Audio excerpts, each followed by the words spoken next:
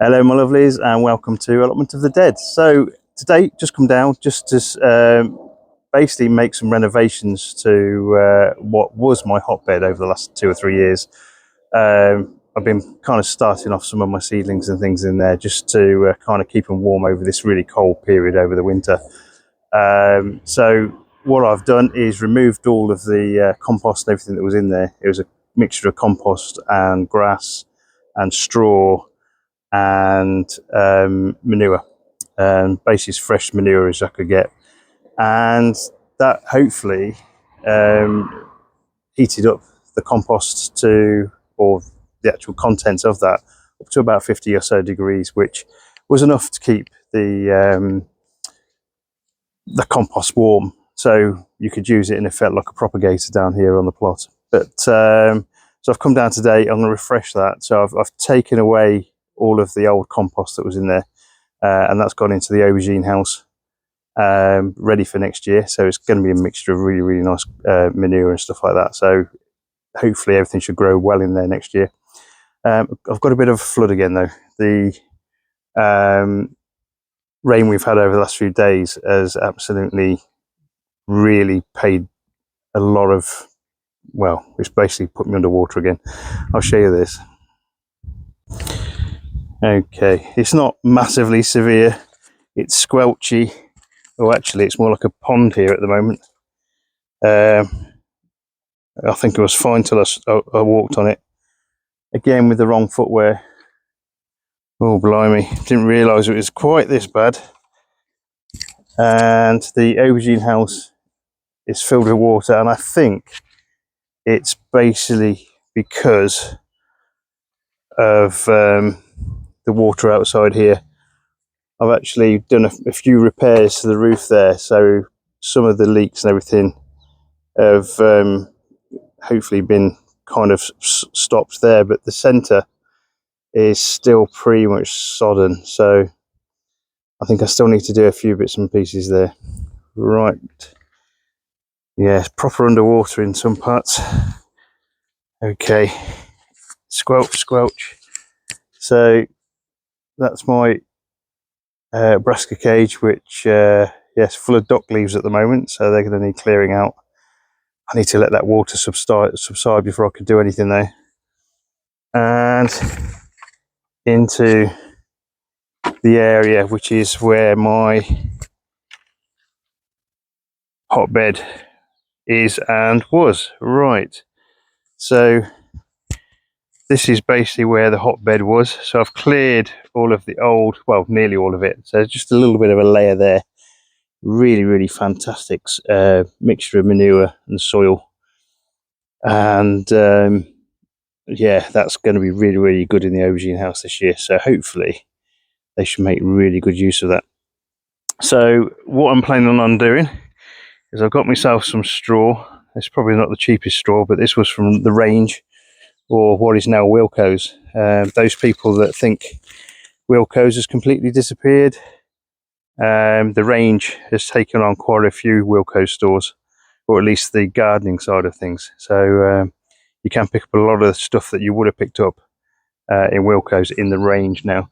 And on the drive home from a garden centre today, we've passed a nice place that was selling manure. So I've got a couple of bags of manure when I went past there. So hopefully that should still be quite fresh. And the other ingredient you need when you're making this hotbed is water. So I've got a nice watering can full of water there, raring to go. Right, let's start getting this together.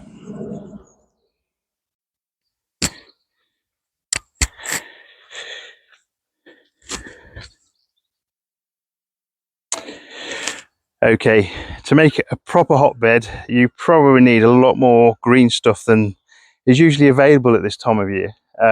It being kind of end of winter into early spring. There's not a massive amount of greenery potentially that you can put in. I mean, yes, I could probably harvest some of the kale over here and add that to the bottom of this to rot down. But it's really too good to use for that. So what we'll do is we'll use a mixture of straw.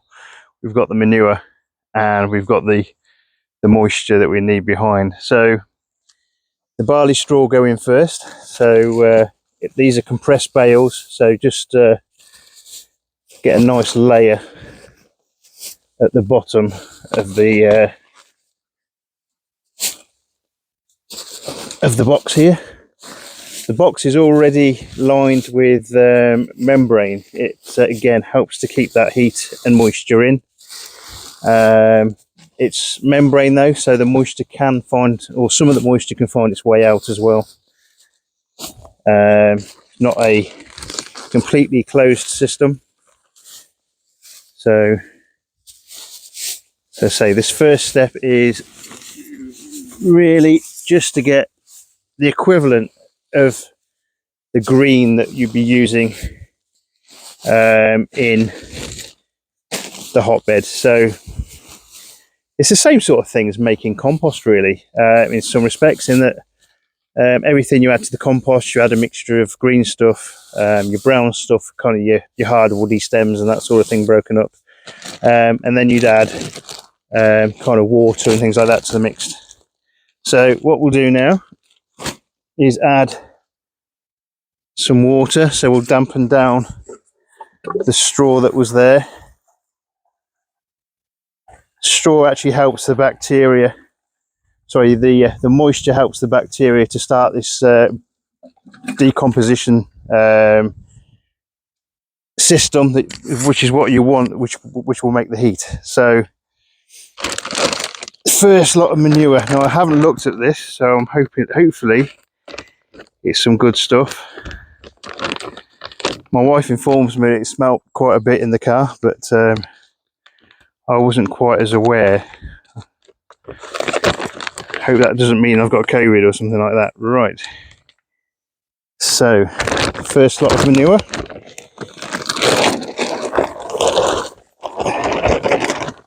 Okay. And we'll just use the fork to spread that around a bit. Yeah, it looks a mixture of fresh and well rotted, this, so this should work nicely. Oh, it does smell quite nicely now, so ew.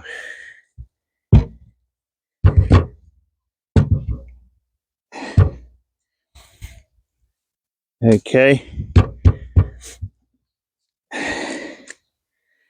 we'll add another layer of the straw.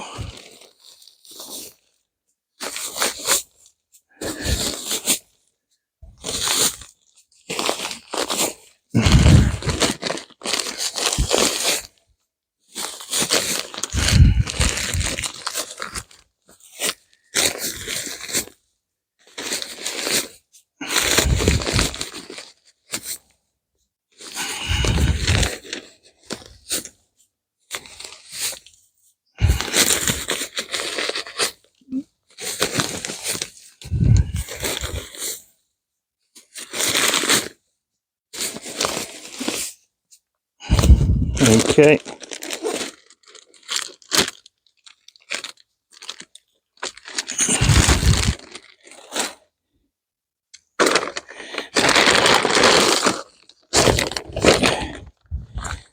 And then we'll add another bag of this manure.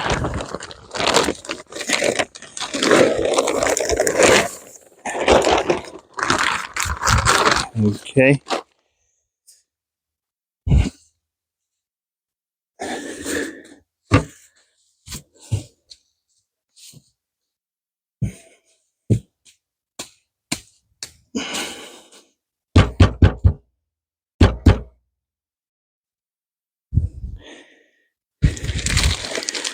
And a bit more straw over the top.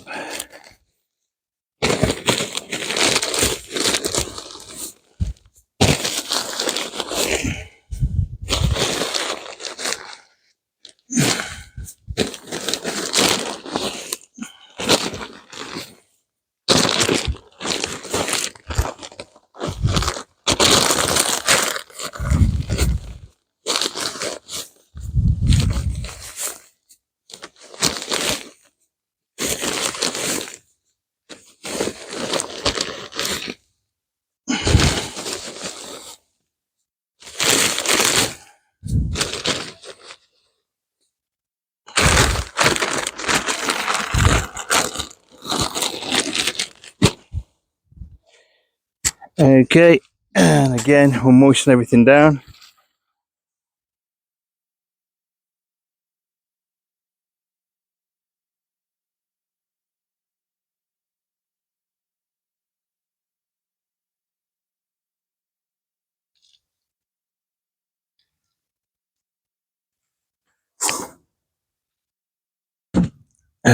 Okay, so at this point I could put a layer of compost over the top of this, but what I'll do at the moment is just let this start doing what it needs to do over the next few days. Might add a bag of compost by the end of the week, just to again put that layer on the top, which will be quite level, which you can then put your seed trays and things on top of. Might be one bag, might be a couple of bags of compost, just to put that kind of level over the top. So what we'll do now is we'll cover this. I've got a nice sheet of perspex, which when I came up with this idea in the first place, I had cut to size, and it fits nicely, he said.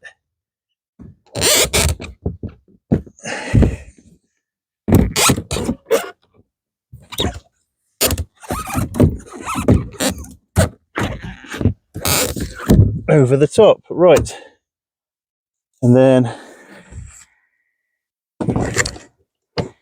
this will just hold it down in the strong winds. So that's the hotbed refreshed. I can add a few more bits and pieces to this over the next few days, and I think I will do. If I get any old bits of greenery that the missus is getting rid of, I know she's getting rid of some kale plants relatively soon, so they can go in there. And again, we'll just end up with that nice compost layer over the top as well. Idea of this hopefully is to make sure everything still stays moist, and then you start getting that bacteria start breaking things down and making the heat, which is kind of what you want. So hotbed revival part 1. And so we'll come back to it. If I don't come back to it before next weekend, we'll come back next weekend and we'll have a look at it and see how it's going. All the best, guys. Take care. Bye bye.